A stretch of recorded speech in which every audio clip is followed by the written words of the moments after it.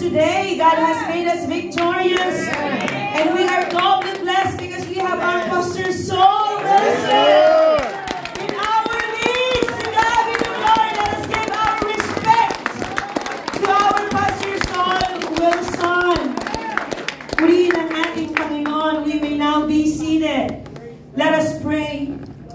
Father, our hearts leap for joy because truly that you are good, you are faithful, you are trustworthy when it comes to your promises. Right this very moment, what we only desire is that we may be able to commune with you in spirit and in truth. Speak to us, Father. Speak to your children. In the name of our Lord Jesus Christ, we ask that you will give us heavenly wisdom and heavenly understanding. Anoint each and every one of us, and through the guidance of the Holy Spirit, may we truly understand as we meditate upon your word, the truth in your promises. Bless everyone in the name of our Lord Jesus Christ. Amen. Purihin ang ating Panginoon. Today is the Vision in a Bottle Worship Sunday. Ayan. And this, itong programang ito po ay masusing inupuan ng konseho ng mahal na apostol upang tayo ng mga magkakapatid sa Panginoon ay patuloy na magkaroon ng mga pangitain. Pangitain na ikalalago natin sa ating pananampalataya. When we speak about family, this is a very significant topic para sa ating lahat. And since Pastor Saul is here with us, it can't help but to lead me to reminisce kung paano ang gawain ay nagpasimula sa dakong ito. Salamat sapagkat mayroon siyang mga kinakasangkapang mga sambahayan upang ang kanyang gawain ay patuloy na lumago at kumalat pa ang kanyang mga salita at magligtas ng mga kaluluwa. Kaya purihin ang ating dakilang Diyos. And our topic for today is a family vision. A family vision. You know, it says in Proverbs 29 verse 18, kapag walang pangitain, ang bayan ay mamamatay. Kaya, sabi ng salita ng Diyos, in English, when there is no vision, the people perish. Napakahalaga pala ng mga pangitain. Amen? Sino sa atin may mga pangitain sa buhay? Pangitain niyo ba na kayo ay makapunta sa isang bansa na hindi niyo inakala na ikaw at ang iyong buong sambahayan ay ibibigay ang bansang ito sa iyo ng Panginoon? Sumagi man lang ba ito sa ating isip? And you know what? Hindi naman sa tinatakot ko kayo. Nakikita naman natin ngayon kung paano ang mga gyera'y nagbabadya. And I heard that New Zealand is the top of the first country, the safest country sa ating kapanahunan. Safest if God permits nuclear wars. But of course, our hope is that bago pa man mangyari ang dakilang kapighatian, aagawin ng Panginoon ang lahat ng mga sambahayan na nagtatapat at nagtitiwala at naghihintay sa Kanya. Purihin ang ating Panginoon. At ang mga pangitain, these visions, these are divine communication of God to us. Amen. These are sources of guidance, encouragement. Amen. What else? Revelation of God's plan. Mahalaga, sabi ng Biblia, Kapag tayo ay nagkakaroon ng mga pangitain at ang pangitain ito ay mula sa Diyos, marapat pala na ito ay isulat natin. When God is giving you visions, you write it down. You pray for it. Because God will give you another time to look back on that vision. Because God will fulfill that vision. Kaya today is our vision in a bottle. And that is what we will do later. I want you as early as now, think about your visions, your promises, your prayers to our Lord. Later on, we will write them down, put them inside the bottle. We'll pray for it. That will keep us a remembrance to you and God's faithfulness in your lives. And at the end of the year, we will look back. We will reflect how faithful God is. Amen. Through those things you've written there inside the bottle. Ngayon mga kapatid, when we speak about family vision, bago pa man tayo magkaroon ng mga pangitain, there are things that we need to consider.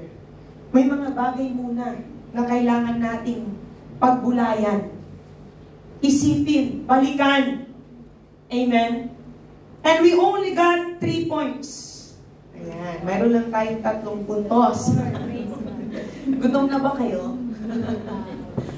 Okay, una mga kapatid, what should we do when it comes to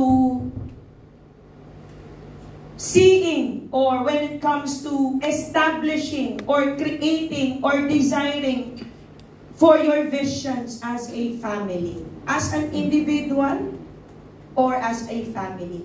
First, we must pause purposively. Kasi yan ang sabi ng ating what's this? Our banner, right? We must pause, we must reflect, and we must realign. Those are our 3 points. So first, we must pause. And when I say pause, hindi yung there's no intent. Kasi, you know, people sometimes pause for some time with no reason at all. You know, in psychology, there is this what we call catatonia. Yan, nadaanan nyo na ba to? Catatonia, catatonic. This is a mental health disability. Ayan, kaya halimbawa, may makita kayo sa daan, naglalakad. Bigla siya nakaganon. For 3 hours. For 3 hours. Or even half day, or even whole day. Ganyan lang siya. There's no intent, but there's a pause. What I'm trying to say here is that for us to have a family vision, first we must pause for a while, and pause purposively. May purpose yung pag-pause mo. Hindi yung you pause because you will stop serving God. It's not you pause because you wanna focus on yourself, on yourselves. No. We must pause with a purpose. So when we pause, what purposes we must have reflect when we pause? First, it says in Jeremiah 29 verse 13, pause to seek the Lord with all your heart. Minsan, sa dinami-dami ng problema ng tao, hindi mo alam kung ano ang solusyon talaga sa problema mo. Kaya yung isip natin, hindi mahinto-hinto. It's very occupied. Amen? Paulit-ulit, paikot-ikot yung mga problema. Hindi mo ma-filter ang hirap. Sa dinami-dami ng gusto mong gawin, wala kang magawa. Kasi nga, ang dami-dami pumapasok sa isip mo. That you have to pause. You have to pause for a while. And the Word of God says, you will seek me and find me when you seek me with all your heart. This is a pause with a purpose. So what is our purpose when we pause? Seek with all our hearts the Lord. kailangan pala nating hanapin ang ating Panginoon. At yung paghanap na yan, dapat mayroong dahilan. Dapat ito'y lalong higit na magpaigting ng iyong kaugnayan sa Panginoon. Hindi ito yung paghinto para ikaw ay lalong manlamig. Hindi ito yung para ikaw ay manghina lalo sa pananampalataya. Tumalikod sa iyong pananampalataya. Amen, mga kapatid. Ito ay panahon na kung saan tayo ay dapat huminto, ngunit pakanasain na hanapin ang Panginoon. Amen. Praise the Lord. Ano ba ang kailangan natin gawin? What do we need to do as we pause, as we seek intently with our whole heart, our Lord?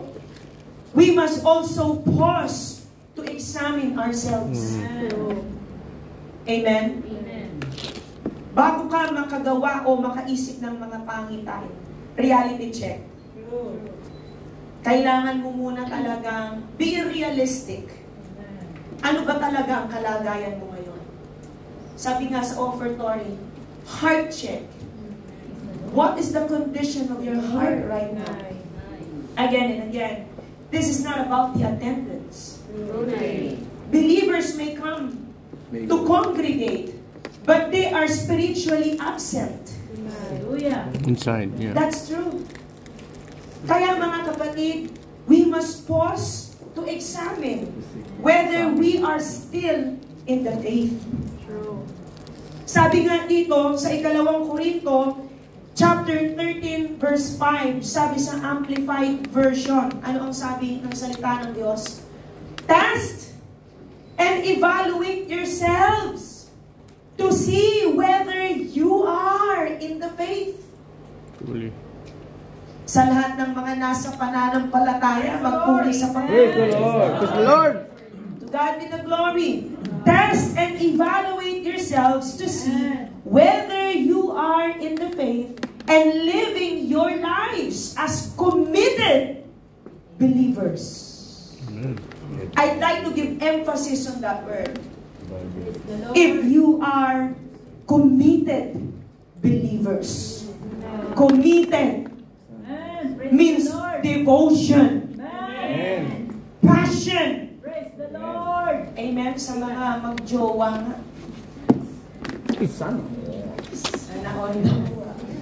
Mag-asawa. Diba? Pag mayroong magme-message sa'yo, Miss, are you single? Anong sasabihin mo? Sorry, I'm taken. No time for love. Oh. Kaya kung ang sabihin mo, sorry, I am committed, I'm mas taken. magandang pakinggan yan. Taken. Ibig sabihin, you are devoted. Praise the Lord. Amen, mga kapatid? Amen. Ngayon, bakit kailangan? Why do we need to pause? What do we need to do when we pause? We must check whether we are committed. True. Check whether we are committed believers. Ano bang sabi ng Apostol Pablo? Examine yourselves, not me. Or do you not recognize this about yourselves? By an ongoing experience that Jesus Christ is in you? Amen, mga kapatid? Unless, indeed, you fail the test and are rejected as counterfeit. Maliban na kung tinanggap mo ng walang kabuluhan ang pananampalataya. Kaya mga kapatid, bago pala tayo mag-isip ng mga pangitain, let us assess ourselves first. Because if we keep on wanting to have visions, but we are not in the faith, we do not know where we really are, there's no reality check when it comes to our faith, walang mangyayari. Amen, mga kapatid. Pangalawa, what do we need to do? What is the first one? We must pause purposively. Pangalawa, we must reflect honestly. Reflect. When you reflect, that means you look back. Amen? Kapag ikaw ay nagre-reflect, ikaw ay nagbubulay-bulay sa kung ano man ang mga nangyari sa nakaraan at kung ano ang mga nangyayari sa iyo ngayon. Ngayon, mga kapatid, we must reflect within ourselves. Sabi sa Hebrews 3:12 in Amplified Version, what do we need to reflect about? Take care, brothers and sisters, that there not be in any one of you a wicked, unbelieving heart, which refuses to trust and rely on the Lord, a heart that turns away from the living God. Habang pala tayo ngayon ay nasa paglilingkod, nais ng Diyos na kailangan nating magbulay-bulay sa ating mga sarili. At ano ang ating pagbubulayan? Na tayo naway huwag sana sa mga iilan Malaglag. na noon ay naniwala na at tumigil na maniwala. Hallelujah. Sabi sa Tagalog, ano ang sabi ng salita ng Diyos? Kaya mga kapatid, mag-ingat kayo. At baka maging masama ang puso ninyo na siyang magpapahina ng pananampalataya niyo hanggang sa lumayo kayo sa Diyos na kayo. Hallelujah. That's why we need to reflect within ourselves. And what is one of the main causes? Bakit ang isang mananampalataya ay humihina sa pananampalataya? Dahil sumasama ang puso. Hindi ako nagsabi nito. Bible. Ang Diyos, ang salita ng Diyos, ang nagsasabi na kapag ang puso ng isang mananampalataya ay sumasama, humihina ang pananampalataya. Right. At kapag ang pananampalataya pala ay humihina, ano ang nangyayari? Lalayo siya sa Diyos na buhay. Suwail. Ang tanong ko ngayon, gaano kalayo ang puso niyo sa Diyos ngayon? Hallelujah. Amen? Gaano kalapit ang presensya ng Diyos sa buhay niyo ngayon? Amen. Sino sa atin laging nadarama ang presensya ng Amen. Diyos? Amen. Praise the Lord. Biyaya ng Diyos. Amen? Salamat po. Yung sa araw-araw, nariyaan ang pagkalinga ng Diyos. And you appreciate it so much. Amen. Yung magising ka lang, sabi nga ng ating mahal na Pastor Sol sa panalangin, marami nang natutulog na hindi nagigising. Pero sa biyaya ng Diyos, kung tayo, we are very grateful. Kahit yung oras o yung minuto na ikaw ay ginising ng Diyos, at ngayon ikay nakakahinga, masasabi mo, napakabuti ng Diyos! Amen. Praise the Lord. Pero ang isang mananampalataya na sumasama ang puso, humihina ang pananampalataya, at nalalayo siya sa Diyos, kahit anong biyaya at pagpapala, buhay at lakas, pag-iingat at pagliligtas, paglalaan, lahat na ng mabuting bagay na mumula sa Diyos, wala siyang imig.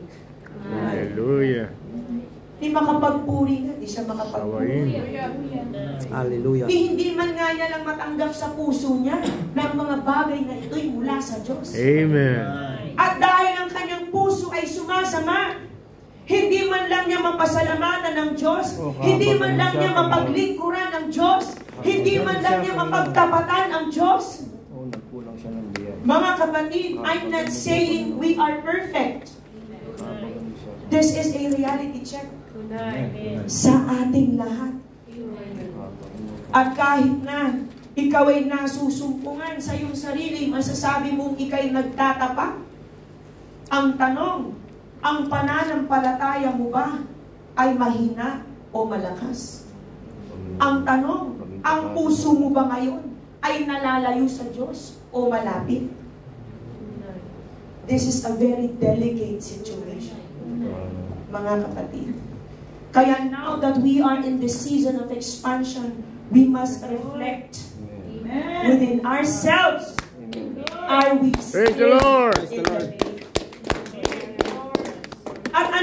ang kailangan nating pagbulayan, sabi sa 1 Corinthians 10:12, gaya nga ng ating nabanggit, baka akala natin tayo ay nakatayo pa. Tunay nga naman. Amen? Kaya kung iniisip ninyo na matatag na kayo sa inyong pananampalataya, mag-ingat kayo at baka mahulog kayo sa kasalanan. Tunay. Hindi pala ito ang panahon na tayo ay dapat magpakampante sa paglilingkod. Alam mo, minsan, yan din ang nagdadala sa ating mga paglilingkod na nagiging mga tradisyonal na lang. Tunay.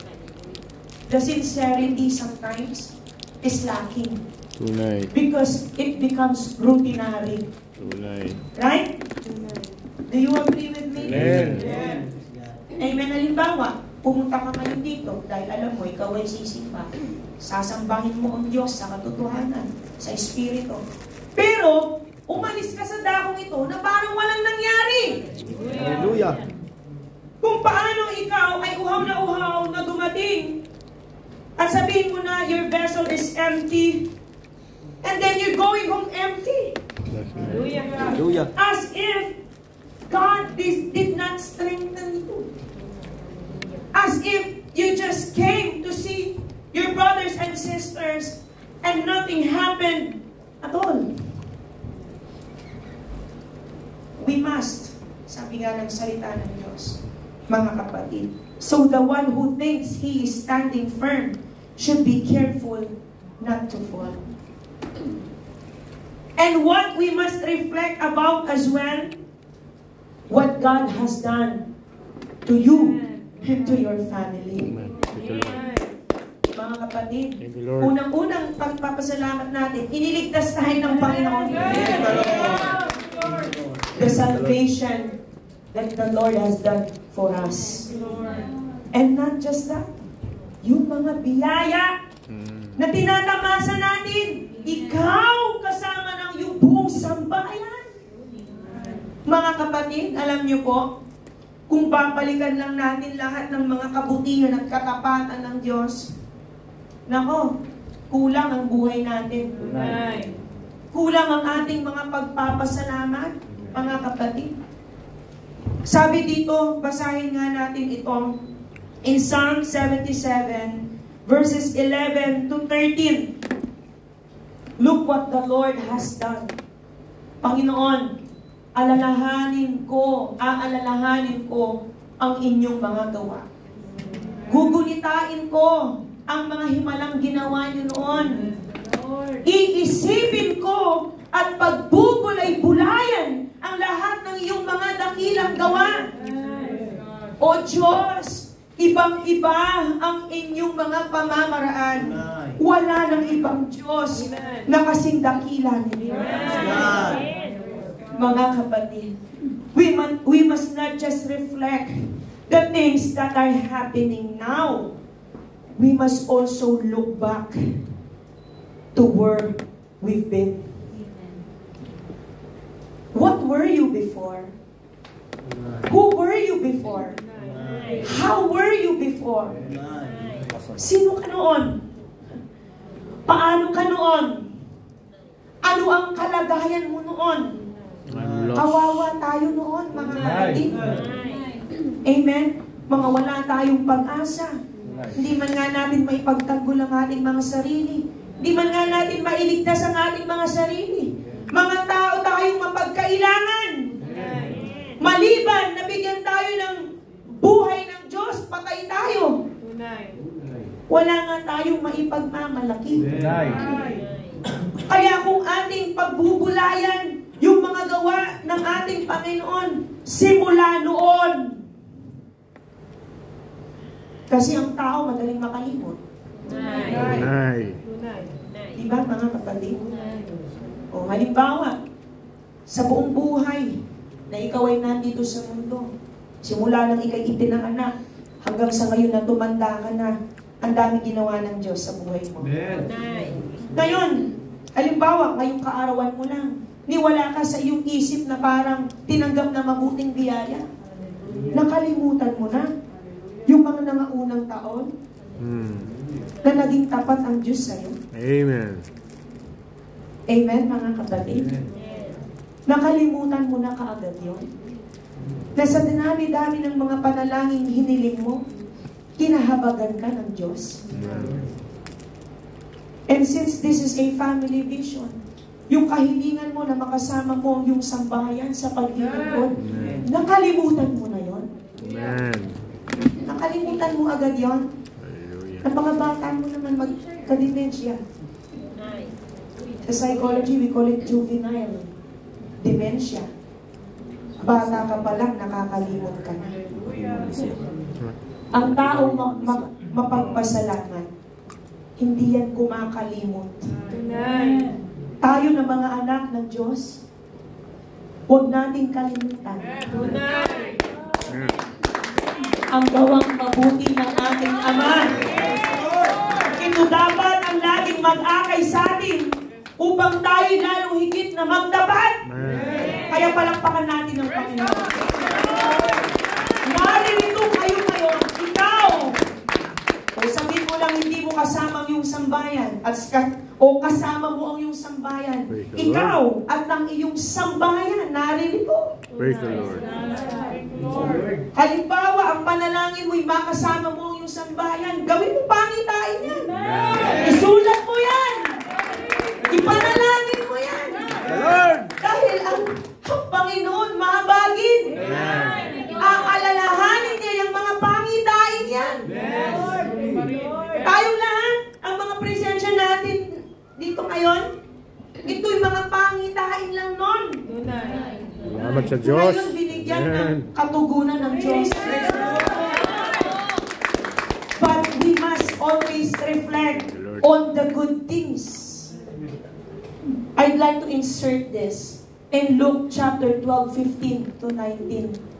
Nilagay tayo ng Diyos sa isang bansang mayaman. Praise the Lord. Salamat sa Diyos. Do you know that this is a rich country? This is a country of milk and honey. Self-sustaining country. Amen. Ito ay isang napakagandang bansa na sabihin na natin, other countries are jealous about this country. Right? Because this is a very beautiful country. But sometimes we get blinded about the things that are beautiful. Tunay. Pagkatapos na ang Panginoon ay binigyan ng katugunan ng mga pangitan, mayroong mga iilan na madaling makalimot. Pagkatapos sinabi niya sa kanila, mag-ingat kayo sa lahat ng uri ng kasakiman. Dahil ang buhay ng tao ay hindi nasusukat sa dami ng kanyang pag-aaral. Tunay. Hindi tayo, kung noon, ang dahilan natin, bakit tayo pumunta dito, magpakayaman. Di ba nga kapatid? Magpakayaman, magpakasagana, greener pastures. Yes! Come on! Let us be honest here. Di ba? Magkaroon ng bahay, makuha ang pamilya, makaahon sa kahirapan. Magpakatotoo lang tayo. Wala namang mali sa pagpapakatotoo. Ang sabi ng salita ng Diyos, sundin natin ang pagbasa, mga kapatid. In verse 16, at ikinuwento niya ang kalinghagan na ito, may isang mayamang may bukirin, na umani ng sagana. Sinabi niya sa kanyang sarili, ano kaya ang gagawin ko? Wala na akong mapaglagyan ng ani ko. Napakayaman naman ito. Wala nang paglalagyan. Kaya yung paglalagyan niya, giniba niya at gagawa siya ng mas malaking paglalagyan. Dahil ang dami niyang ilalagay na kayamanan. Alam ko na, gigibain ko ang mga bodega ko at magpapagawa ko ng mas malaki. At doon ko ilalagay ang ani at mga ari-arian ko. Sumagi ba yan sa isip natin? Sabihin na natin, huwag ng bodega, bank account na lang. Ngayon kasi virtual na, digital. Amen? O ngayon, anong sabi pa ng salita ng Diyos? Tuloy natin ang pagbasa. At dahil marami na akong naipon para sa maraming taon, magpapahinga na lang ako. Kakain, iinom, at magpapaligaya. Amen? I wonder what you are thinking right now. Only God knows. Ang sabi sa verse 20, mga kapatid, ngunit sinabi sa kanya ng Diyos, hangal, ngayong gabi ay babawiin ko sa iyo ang buhay mo. Kanino ngayon mapupunta ang lahat ng inipon mo para sa iyong sarili? Pumunta tayo sa bansang ito. Hindi lang para magpakayaman. Nilagay tayo ng Panginoon sa bansang ito upang tayo'y maligtas. Purihin ang Panginoon! Hindi lang para tayo'y maligtas, pero para tayo'y masumpungan na naglilingkod, nagtatapat, hanggang sa muling pagbabalik ng Panginoon. Kaya mga kapatid, you are highly favored. Lord. Ito mga paglilingkod na ginagawa natin, hindi ito kabigatan na binigay ng Diyos sa atin. This is not something that we will blame God about. This is a favor from God. Amen. He placed us in this very favorable country. You know, I'd like to read this, my beloved brothers and sisters. Genesis 12:1. Look, same as the promise of the Lord to His treasured people. Ngayon, sinabi ng Panginoon kay Abraham, lisanin mo ang iyong bansa, ang mga kamag-anak mo at kahit ang sambahayan ng iyong ama, at pumunta ka sa lugar na ipapakita ko sa iyo. Praise the Lord. Mayroong lugar na ipinakita sa atin ng Praise the Panginoon. Lord. At sa dakong ito na kung saan dito ka tinawag, Psalm 115:14, the Lord increased our families.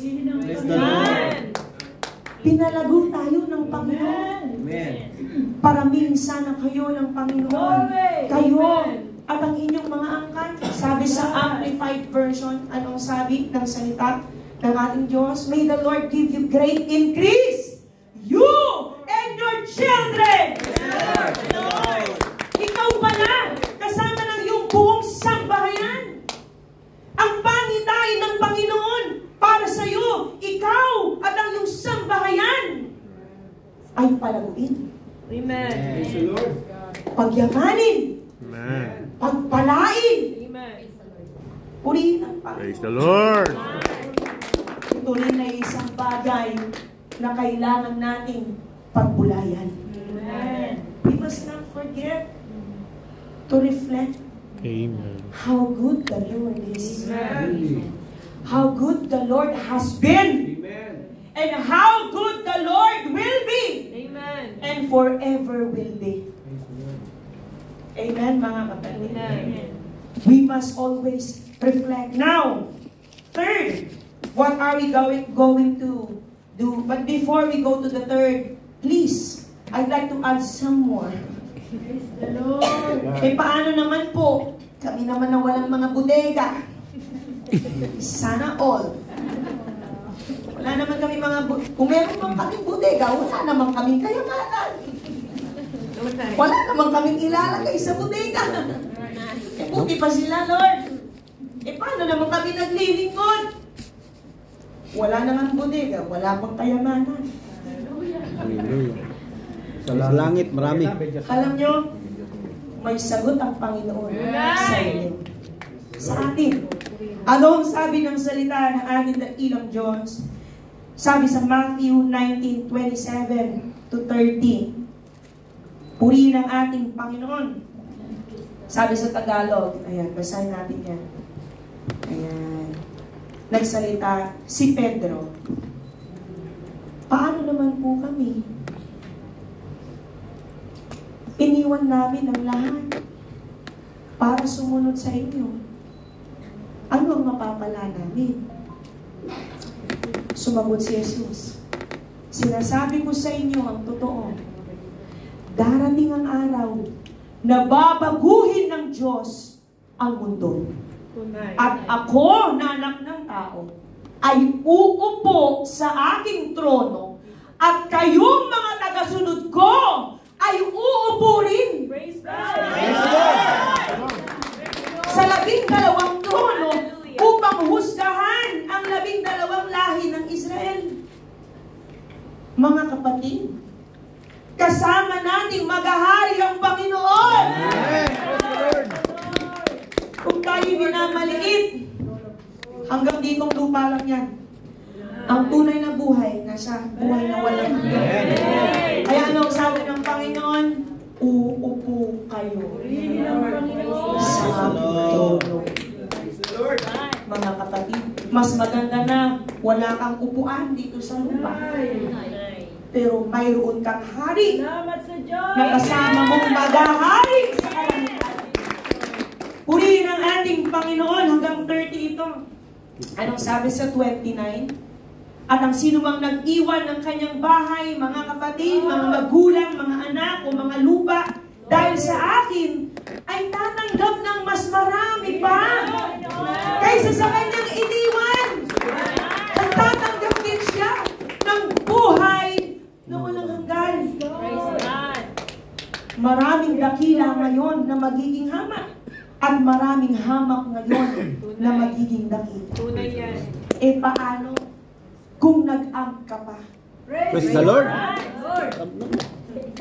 Apostolic Missionary Program. Paano kung nagtalaga ka pa ng buhay? Pumasok ka ng full-time sa Maranatha Bible School International. Anong sabi sa 29? Kung ano ang iniwan mo, higit pa ang ibibigay sa iyo. Times 100! Times 100! 100 times you will be blessed! Mga kapatid, tingnan mo naman ang pangako ng Panginoon. Praise Eh the kung Lord. kakaunti lang naman ng pera yan sa bank account na pinagmamalaki natin, wala yan. Pero ba may 1,000? 2? 20,000? Wala yan. Kung ikukumpara mo sa mga pangako na ngayon pa lang ay inihahanda na sa iyo ng Panginoon. Praise the Lord. Kaya ang magtalaga ng buhay hindi kawalan. Amen. Kabataan at may sapat na gulang. Amen. Huwag kayong matakot.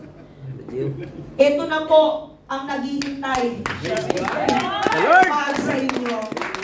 Mga kapatid, kung di pa naman kayo maniwala, tapat ang salita ng Diyos.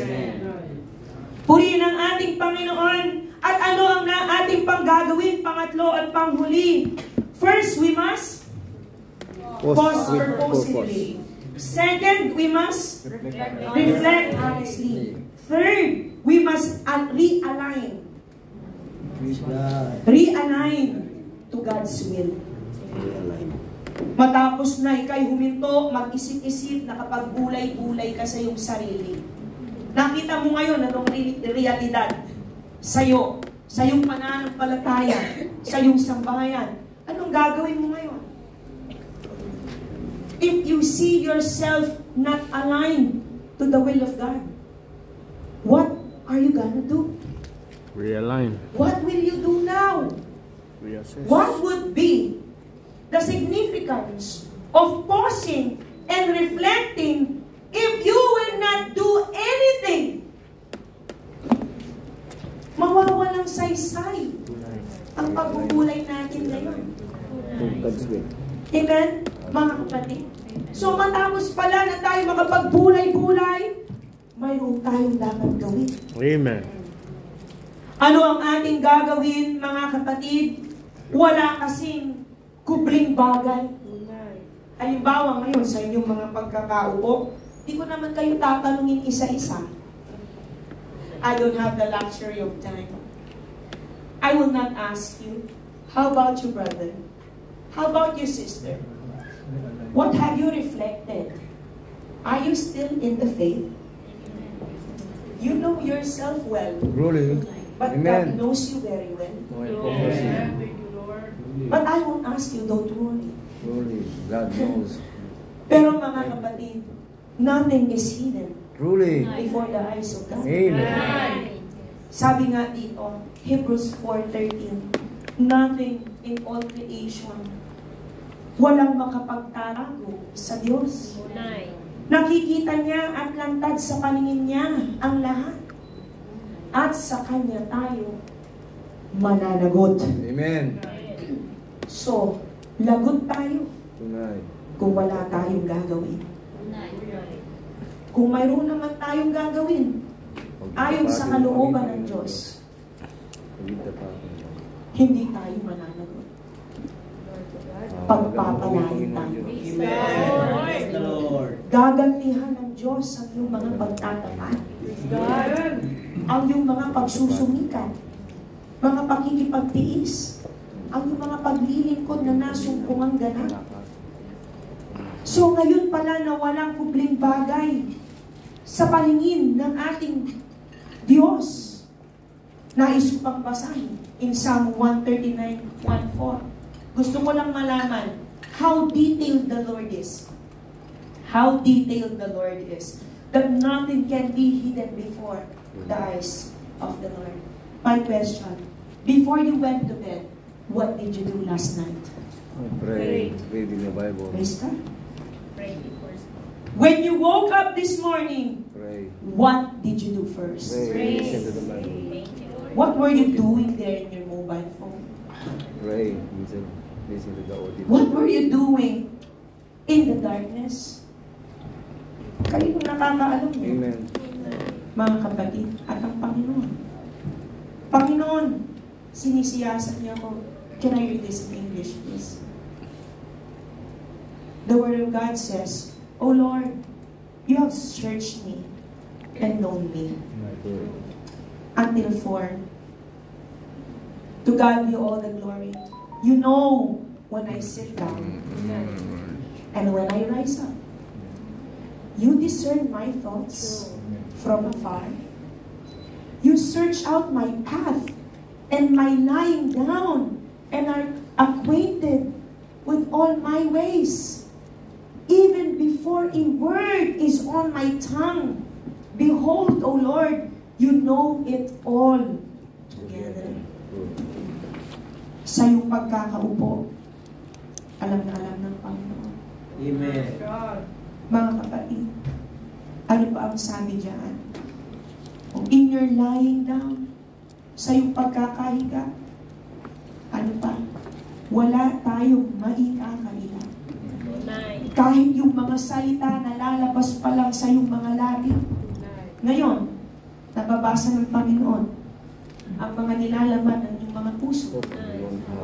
Si sister naman. Oo, pamagan mo mga tao. Si pastor naman, oh. Kulang ka. Well, alam ng Panginoon yan lahat. Tonight. Bago pa natin salitain ang mga salita, kilalang kilala ka. Amen. Kilalang kilala tayo. Thank you, Lord. Alam niya ang ating mga gawa. Alam niya ang ating mga galawan. He knows our actions, our plans. He knows our desires. Amen. Alam niya ang ating mga nasa lahat.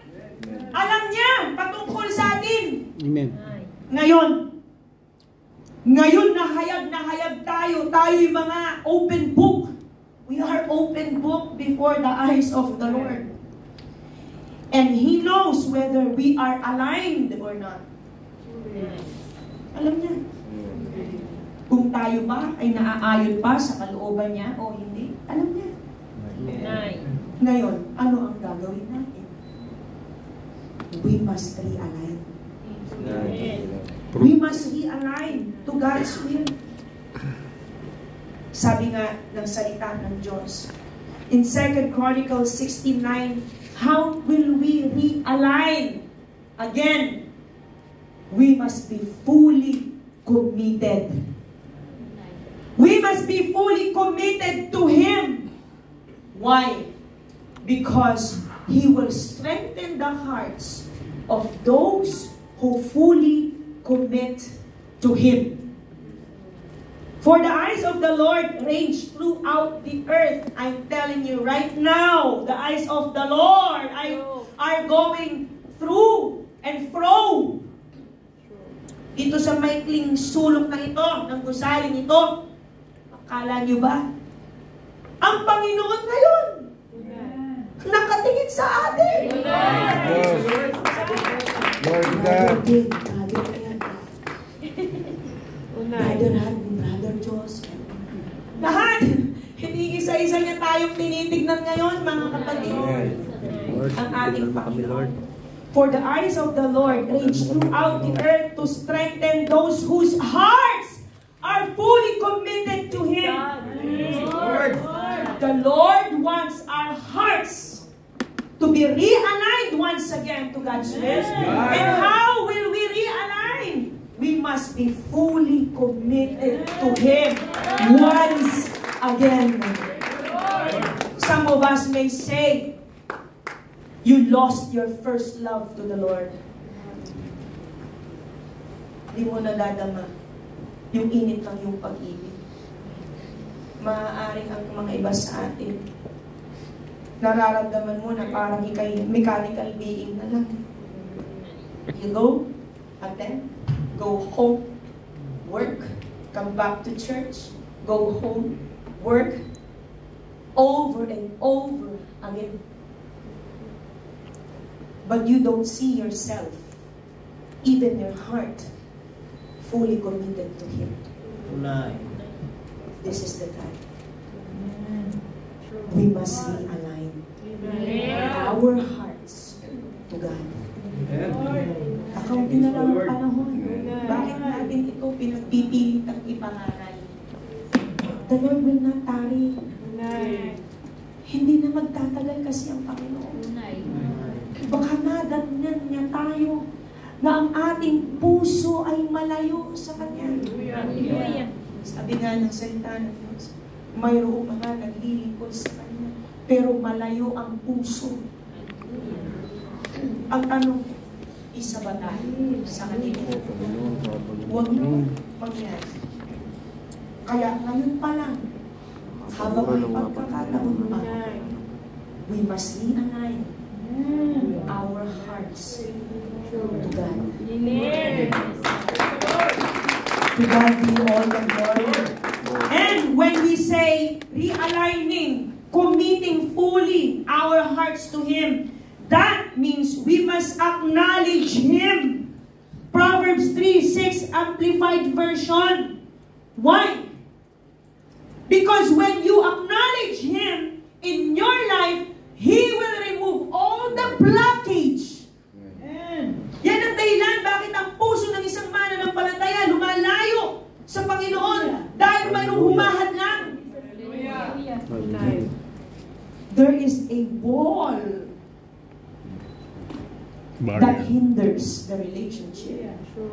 At ang sabi ng salita ng Diyos, in all your ways, know and acknowledge and recognize Him, and He will make your path straight and smooth, removing obstacles that block your way. When we fully commit our hearts to the Lord will remove the obstacles. Amen. Praise the Lord. I'm not saying that your faith will be smoothly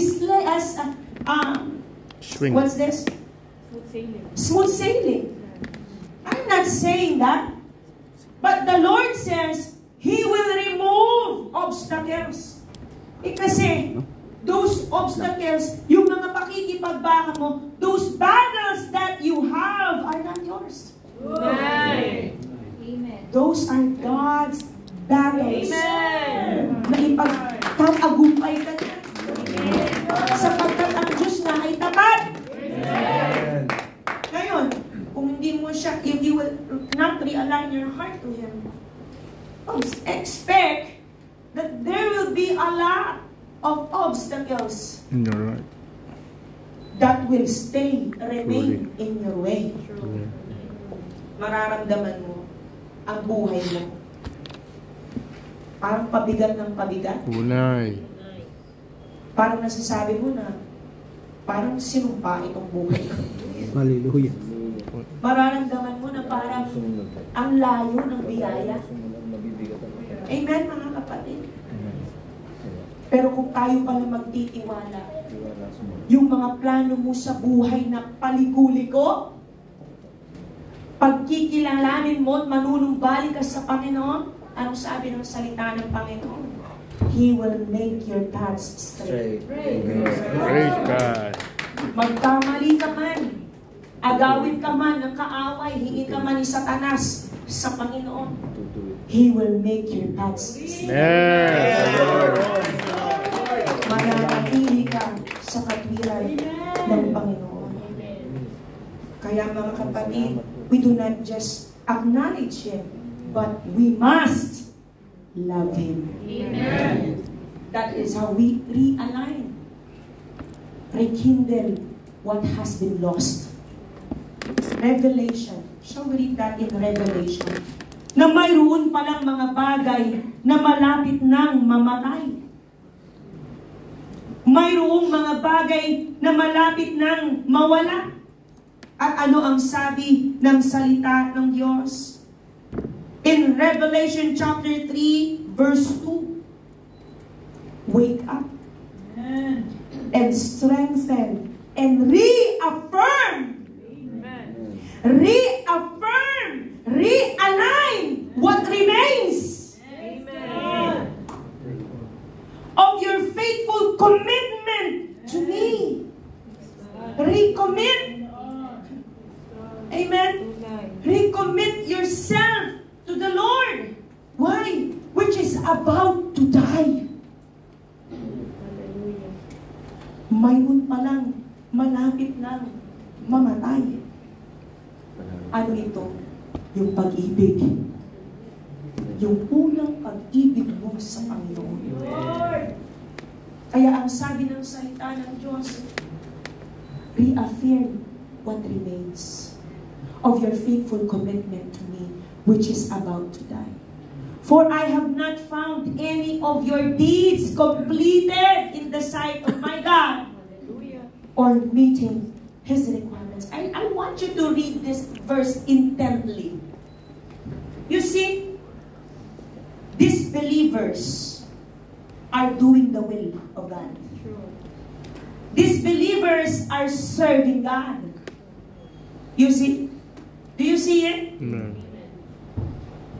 But the Word of God says, for I have not found any. Wala akong nasumpungan ni isa. Ano ang sabi sa Tagalog? Sa ADB o kaya sa ASND. Mga kapatid, magpuyat ka, pagtibayin mong mga bagay na natitira, na malapit ng mamatay, sapagkat wala akong nasumpungan iyong mga gawang sakdal sa harapan ng aking Diyos. Maaari pala na isang mananampalataya ay naglilingkod pero walang masumpungan ang Diyos. Hallelujah. Ibig sabihin, mayroong malapit ng mawala. Ibig sabihin, mayroon ng malapit mamatay. At ano yun? Yung pag-ibig. The love that is commitment. Love that means commitment to the Lord. Kaya mga kapatid, may panahon pa. Kaya nga there is realignment. Lord, sa pagtutuwid Kaya ang sa sabi amin. ng talata, wake up! Pagising sa amin. Gumising ka. Gabayan mo kami. Magpuyat ka. Ito ay mga paalala na hindi dala ng galit. Ito ay mga paalala na dala ng pagmamalasakit ng Diyos. Nagmamalasakit ang Diyos sa atin. Dahil nais niya kung paano ka nagpasimula ay madatnan kang sumasagana sa iyong pag-ibig. Yung pag-ibig mo, yung unang pag-ibig mo, lumalim pa, umiling pa, magbunga pa sa atin lang. Mga kapatid, yan ang kailangan nating pagbula-bulayan din. Before you realign yourself, heart check, sabi nga ng kapatid, recommit. Do not recommit yourself to the worst of the world. Jesus' name. Huwag mo nang pag-isipan pa na, papakasikat ako doon sa mundong ito, brum-brum. Dami mong mga pangarap, darating na si Kristo. Hindi naman masamang mangarap. Pero sana, habang nangangarap ka, you are fully committed to the Lord. Pero huwag, alam nyo mga kapatid, napakahirap makapasok ng mayaman sa langit. Tunay. Matthew 19:23. Mas maganda pang dukha ka na lang dito sa lupa. At nang pumasok, Matthew 19:23, anong sabi ng salita ng Diyos? At sinabi ni Jesus sa kanyang mga alagad, katotohanan sinasabi ko sa inyo, mahirap na makapasok ang isang taong mayaman sa kaharian ng langit. Hindi na pagpapayaman, hindi na sarili. Do not think about yourself. Think about God. Think about how you will win Christ. Think about how you will preserve your salvation before the coming of the Lord. Because the saddest part is, you were also one of those who were waiting. Amen. Pero nang rapture na, Wala na. yung mga kasama mo, It's too late. nagsisipag-iwan na yung mga damit sa lupa. Pero ikaw, gustong-gusto mong Teleport. gustong-gusto mong makasama sa rapture. Hindi ka makapasok. Meron bang try again next time? Sa rapture? Wala na pong try again next time sa rapture. Alam nyo, mga kapatid, napakasakit na mangyari sa isang mananampalataya. You're there. You're serving the Lord. You're waiting. But in the time of rapture, in the coming of our Lord, you were surprised. You were not part of it. Di ba nakakatakot? Tunay. Sayang-sayang ka naghihintay. Pero nung rapture na, kahit anong lundag mo, di ka man lang naagaw. At hindi naman doon matatapos ang buhay mo dahil may impyerno pa. Hallelujah. Ngayon pa lang, mga kapatid, heart check. Gusto nating makasama sa rapture. Heart check. Dapat ang puso natin, yung pananampalataya natin, mapatunayan. Tunay. Dalisay. Pagmingasin. Huwag nating hayaang mamatay. Purihin ang ating Panginoon. Lord God. At kapag tayo, when we realign, now, your heart is set. You can ask for the Lord visions. You're ready now. You're ready.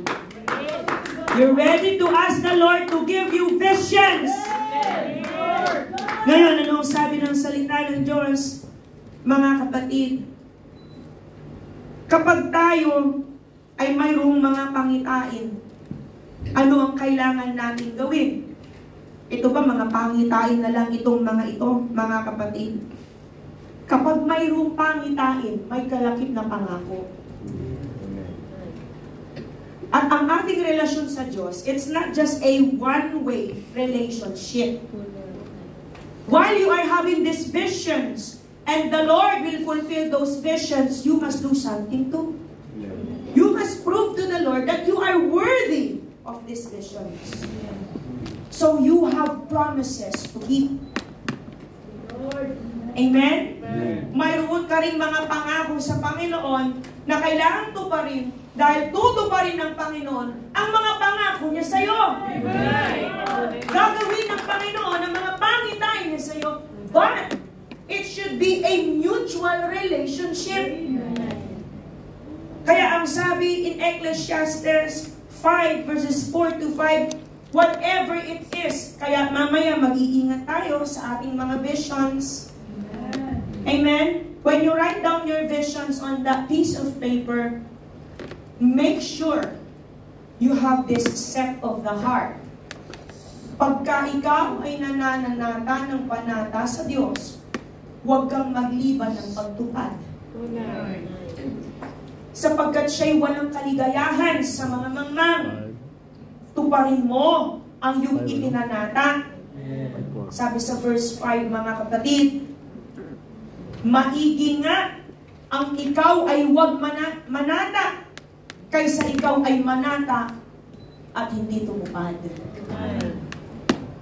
Yung mga pinirmahan natin doon, mga panata natin yan sa Panginoon. Amen? Pray more, build more, win more. Those are not just decorations there. Those are not declaration of hypocrisy. Hindi lang para maisulat natin ang ating pangalan. Pero ang sabi ng salita ng Diyos, maigi nga ang ikaw ay huwag manata kaysa ikaw ay manata at hindi tumupad. At ang sabi pa ng salita ng Panginoon in verse 4, tuparin anuman ang panata. Ngayon, mamaya, yung mga isusulat natin ng mga panata, mga pangitain, bantayan natin. Bantayan natin. Ipanalangin natin sa Panginoon. Kaya yan, you will display that in your living room. If you don't have a living room in your room, basta the family sees the bottle. If you don't have a family yet, put it in your room, sa isang dahon na kung saan your eyes will lay apart.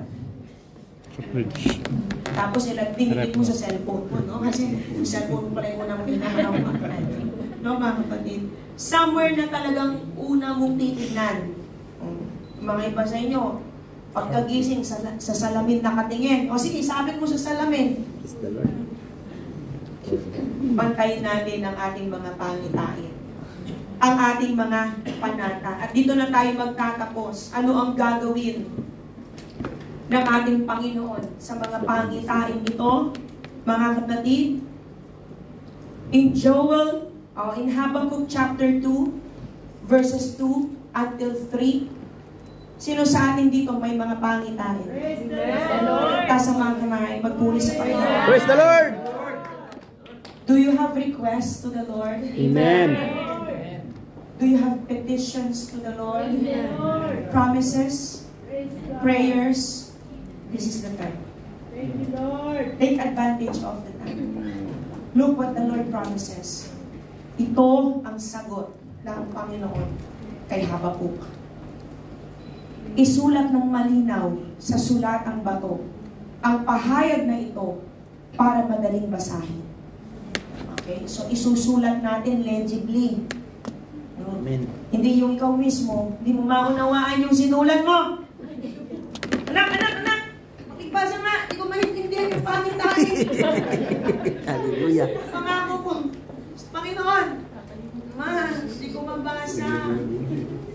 Isulat mo, yung ikaw mismo mababasa mo. Amen. Isulat mo. Bakit? Dapat malinaw yung pangitain mo. Not here and there and everywhere. Isulat mo muna ito dahil hindi pa dumarating ang takdang panahon para mangyari ito. Ngunit hindi magtatagal at tiyak na mangyayari ito. Praise God. Amen. Kahit magtagal ng kaunti, hintayin mo lang dahil tiyak na mangyayari ito sa takdang panahon. Amen. Praise God. Purihin